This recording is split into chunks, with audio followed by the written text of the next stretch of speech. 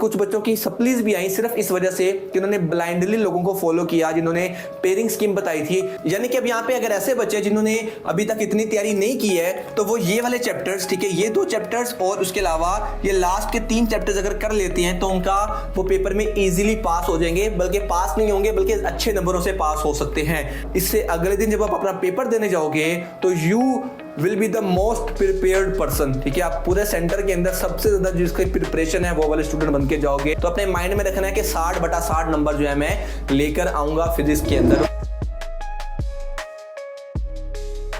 तो कैसे आप सभी लोग, कैसा गया आपका आज का पेपर? उम्मीद करता हूं बड़ा ही अच्छा गया होगा। आज की इस वीडियो के अंदर मैं अब आपको जो फिजिक्स में 2 छुट्टियां आपको मिल रही हैं, इनके अंदर आप लोगों ने किस तरीके से प्रिपरेशन को करना है, क्या 2 डेज का रोड मैप होना चाहिए, वो मैं आपको आज की वीडियो में बताऊंगा। देखो, हमारा इंग्लिश का पेपर, कंप्यूटर का पेपर अच्छा गया हो या बुरा गया हो फर्क नहीं पड़ता। अब आपका फिजिक्स का पेपर बहुत अच्छा होना चाहिए ताकि आपकी अगर कहीं पर मार्क्स कटेंगे भी इंग्लिश में, कंप्यूटर में, जो कि कटने तो नहीं चाहिए, लेकिन अगर कट भी जाते हैं तो कंपेंसेशन हो जाएगी। फिजिक्स का जानता हूं थोड़ा सा बच्चों को इससे डर लगता है, घबराहट होती है कि भैया तैयारी नहीं है फिजिक्स की, पेपर बड़ा मुश्किल आएगा। तो देखो यार, हर मर्तबा तो आपके जो चीज हम चाहते हैं वो नहीं हो सकती। लास्ट टाइम फिजिक्स का पेपर, रियलिटी बता रहा हूं, थोड़ा सा डिफिकल्ट आया था, ठीक है। आप लोगों को इंटरनेट पर अभी आप देखोगे बहुत सारे लोग आपको फिजिक्स के जो है वो डिफरेंट गेस्ट पेपर्स प्रोवाइड करेंगे, डिफरेंट पेयरिंग स्कीम्स बताएंगे। मैं आप लोगों को बता रहा हूं बड़े भाई होने के नाते कि इन पर कान ना धरना, इन पर बिलीव ना करना। मैं आपको उसकी रीजन बताता हूं, और वो रीजन आप अपने सीनियर से, अगर आपको कोई बड़ा बहन भाई है ना जो उन्होंने लास्ट ईयर 10th किया, उनसे पूछ लेना कि लास्ट टाइम जिन लोगों ने आपको पेयरिंग स्कीम बताई थी वो लास्ट टाइम वाले पेपर में फॉलो नहीं की गई। बच्चों ने अपने इतने नंबर जाया किए, कुछ बच्चों की सप्लीज भी आई सिर्फ इस वजह से कि उन्होंने ब्लाइंडली लोगों को फॉलो किया जिन्होंने पेयरिंग स्कीम बताई थी।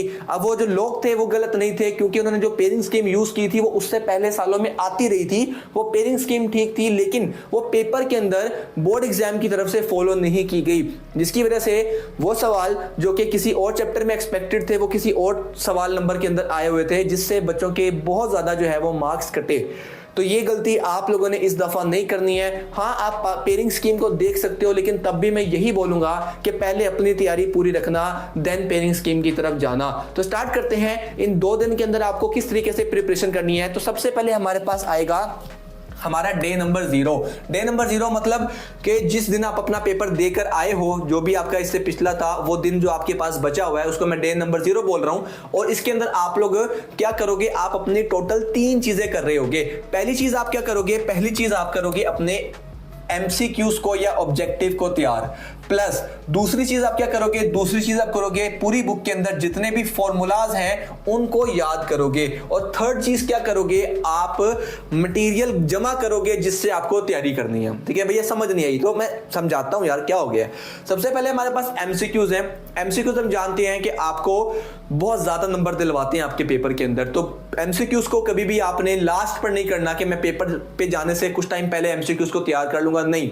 आपने जिस दिन आप अपना पेपर देकर आए हो पहले वाला, आपने उसी दिन बैठ के अपने एमसीक्यूज को प्रिपेयर करना है, याद करना है पूरे बुक के। अब आपने कैसे करना है, तो एमसीक्यूज आपने ना आप कर सकते हो अपने बुक की एक्सरसाइज से, ठीक है। बुक की एक्सरसाइज से आपको एमसीक्यूज पूछे जाते हैं। दूसरा क्या करोगे आप, इसके अलावा जो आपकी इंफॉर्मेशन वाले बॉक्सेस होते हैं, ठीक है, इंफॉर्मेशन वाले जो बॉक्सेस होते हैं आपके चैप्टर के अंदर, आप वहां से एमसीक्यूज करोगे, वहां से एमसीक्यूज पूछे जाते हैं। लास्टली आप नोट्स का सहारा ले सकते हो और पास्ट पेपर्स को देख सकते हो, ठीक है। पास्ट पेपर्स के अंदर से भी आपको एमसीक्यूज जो है वो रिपीट होने को मिलेंगे। जिस दिन आपका फिजिक्स का पेपर होगा उस दिन हम अपना लाइव जो है वो लाइव सेशन करेंगे, जिसके अंदर मैं आपको पास्ट पेपर्स को सोल्व करवाऊंगा एमसीक्यूज के पॉइंट ऑफ व्यू से, शॉर्ट क्वेश्चंस को देखेंगे और अपने न्यूमेरिकल्स को भी हम सोल्व करेंगे। तो वो लाइव सेशन मिस नहीं करना आप लोगों ने। तो अब हमारा ऑब्जेक्टिव हो गया। ऑब्जेक्टिव में हमारे यहाँ पे पूरे नंबर यहाँ पे हम एक्सपेक्ट कर सकते हैं हमारे आ जाएंगे। नेक्स्ट आपने फॉर्मूला शीट बनानी है। ये आपने इसी दिन बैठ के करना है, बिकॉज फॉर्मूलाज हमारे मल्टीपल जगहों पे यूज होते हैं। सबसे पहले तो एमसीक्यूज के अंदर ही आपको कोई ऐसा सवाल आ सकता है जिसमें फॉर्मूले से आपका एमसीक्यू सोल्व होना है। सेकेंडली शॉर्ट क्वेश्चन के अंदर हमें अपने फॉर्मूलाज को लिखना होता है। लास्टली लॉन्ग क्वेश्चन में जो न्यूमेरिकल वाला पार्ट है वो तो हो गई भैया, फॉर्मूला से फॉर्मूला नहीं आएगा तो कैसे करोगे। अब फॉर्मूला शीट अलग से बनाने का जो रीजन है वो यही है कि आपके पास सारे चैप्टर्स के फॉर्मूलाज एक जगह पर मौजूद हो। जब आप न्यूमेरिकल्स की प्रैक्टिस करो तो आपने फॉर्मूला शीट को देखो, फॉर्मूला देखो, न्यूमेरिकल की प्रैक्टिस कर लो, और जब आप पेपर देने जा रहे हो, ठीक है, गाड़ी में जा रहे हो, बाइक पे जा रहे हो, आप उस फॉर्मूला शीट को अपने हाथ में पकड़ लो, ठीक है, उसको जेब में डाल के सेंटर में नहीं चले जाना, ठीक है, आपने जो है वो उससे सिर्फ रिवाइज करना है, ठीक है, बाद में सेंटर से बाहर ही छोड़ के जाना है, ठीक है, MUMC ना बन जाए आप लोगों पे। तो आपने डे 0 पे ये काम कर लिया। अब डे 1 पर आप लोगों ने क्या काम करना है? डे 1 यानी कि आपका बनेगा 8 मार्च, ठीक है, 8 मार्च का जो दिन आपका बनेगा उसके अंदर आप लोग क्या करोगे? अब मैं आपको बताने लगूं आपने किस किस घंटे में क्या क्या तैयार करना है, ठीक है, कंप्लीट टाइम टेबल आपको बताने वाला हूं। तो हम एज्यूम करते हैं, लेकर चलते हैं 9 से लेकर, ठीक है, 9 से लेकर 10 बजे तक आप क्या करोगे? अपना चैप्टर नंबर 1 को कंप्लीट करोगे। चैप्टर नंबर 1 मतलब चैप्टर नंबर 10 की बात हो रही है, उसको मैं बोलूंगा चैप्टर नंबर 1, ठीक है जी। इसके बाद आप 10 से लेकर 11 बजे तक अपना करोगे चैप्टर नंबर 2।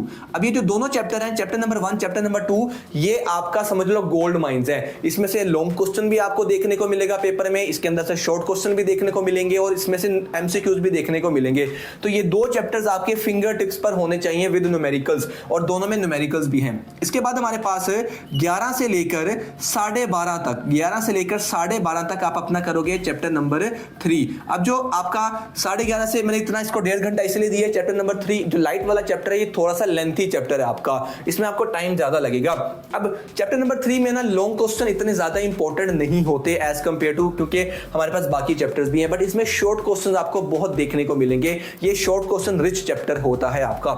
इसके बाद हमारे पास अभी इसमें आप न्यूमेरिकल को काउंट नहीं करो, न्यूमेरिकल्स के लिए भी हमने एक स्पेशल जो है वो टाइम रखा है, ठीक है, न्यूमेरिकल्स को हम बाद में करेंगे। इसके बाद अपनी ब्रेक ले सकते हो जितनी आपको ब्रेक चाहिए है, ठीक है। तो इसके बाद हमारा जो नेक्स्ट सेशन होगा वो हम 2 बजे से स्टार्ट करेंगे, ठीक है, 2 से लेकर 3 बजे तक जो है आप क्या करोगे? 2 से लेकर 3 बजे तक आप अपना करोगे चैप्टर नंबर 4। चैप्टर नंबर 4 आपका यहाँ पे जो इलेक्ट्रिसिटी वाला चैप्टर है, सॉरी स्टैटिक इलेक्ट्रिसिटी वाला चैप्टर है वो आप कर रहे होगे। इसके बाद 3 से लेकर 4 बजे तक अपने करोगे चैप्टर नंबर, कौन सा बचा? चैप्टर नंबर आपके पास बचा चैप्टर नंबर 5 जो कि होगा करंट इलेक्ट्रिसिटी वाला।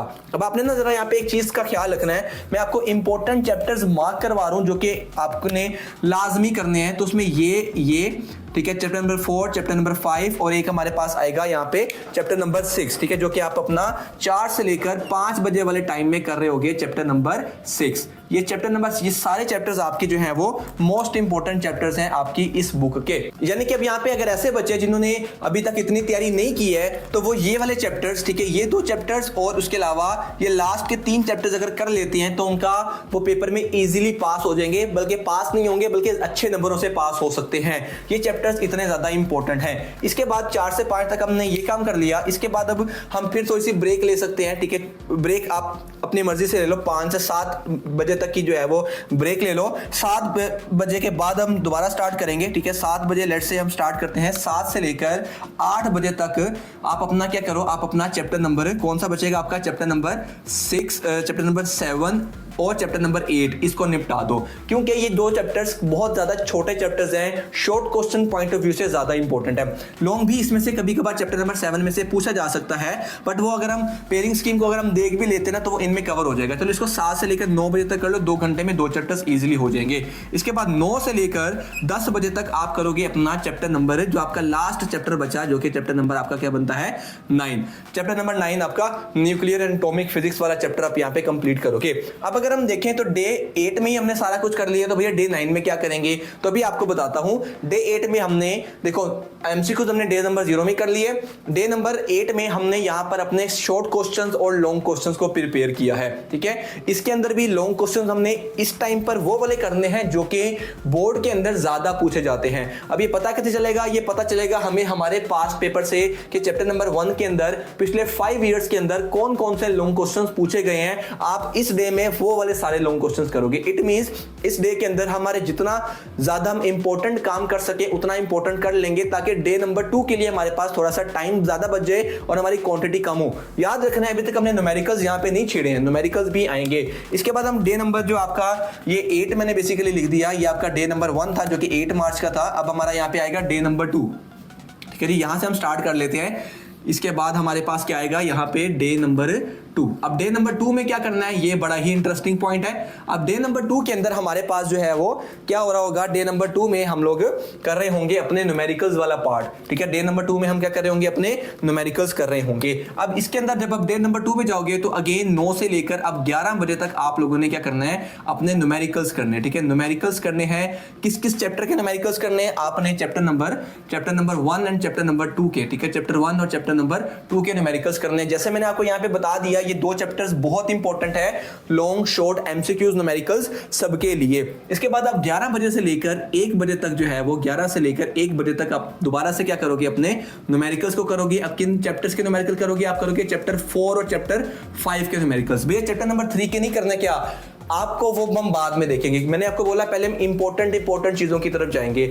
आप पेयरिंग स्कीम को देख लो तो बहुत कम ऐसा हुआ है कि चैप्टर नंबर 3 में से कोई न्यूमेरिकल आया हो, तो हम उसको बाद में करेंगे, पहले हम अपने इंपॉर्टेंट टास्क को परफॉर्म करेंगे। अब आप 1 से लेके आगे 2 बजे तक ब्रेक ले लो, ठीक है, और 2 से अब स्टार्ट हो जाओ 3 बजे तक। ठीक है, 2 से लेकर 3 बजे तक आप क्या करोगे, अपना चैप्टर नंबर 6 के न्यूमेरिकल करोगे। ठीक है, चैप्टर नंबर 6 के न्यूमेरिकल्स, ठीक है, चैप्टर नंबर 6 जो है ना बेसिकली वो थोड़ा, चैप्टर नंबर जो 6 है हमारे पास और चैप्टर नंबर 3 इनके न्यूमेरिकल्स करोगे। चैप्टर 3 के न्यूमेरिकल्स थोड़े ज्यादा है, लेकिन चैप्टर नंबर 6 के काफी सिर्फ 5 से 6 न्यूमेरिकल्स हैं जो कि बड़े इजी हैं। ठीक है, बहुत ही इजीली आपको समझ आ जाते हैं, बहुत इजीली हो जाते हैं।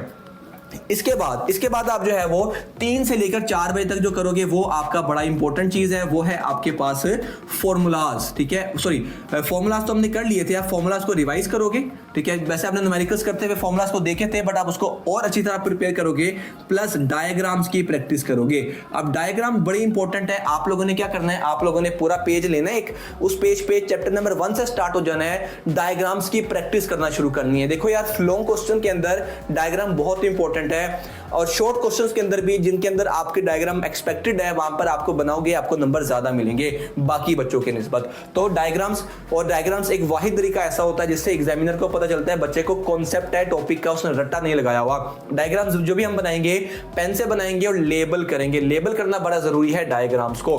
तो हमने 3 से लेकर 4 बजे तक ये कर लिया। अब 4 बजे से लेकर ऑनवर्ड हम रिवाइज करेंगे सारा कुछ जो अभी तक हम लोगों ने किया है। ठीक है, और फिर अब जो है वो इसके अंदर जो आपने क्वेश्चन छोड़े थे वो कर लोगे, कोई सवाल अगर रह गया इनमें से वो कर लोगे, और इस तरह आपका जो डे नंबर 2 है ये पूरा कंप्लीट होगा। और डे नंबर 2 के रात को हम क्या करेंगे, लाइव जाएंगे। ठीक है, आपको यूट्यूब पर मैं लाइव मिलूंगा और आपके पास पेपर्स को सोल्व करवाऊंगा, numericals, short questions, long questions को देखेंगे और एमसीक्यूज को भी सोल्व करेंगे।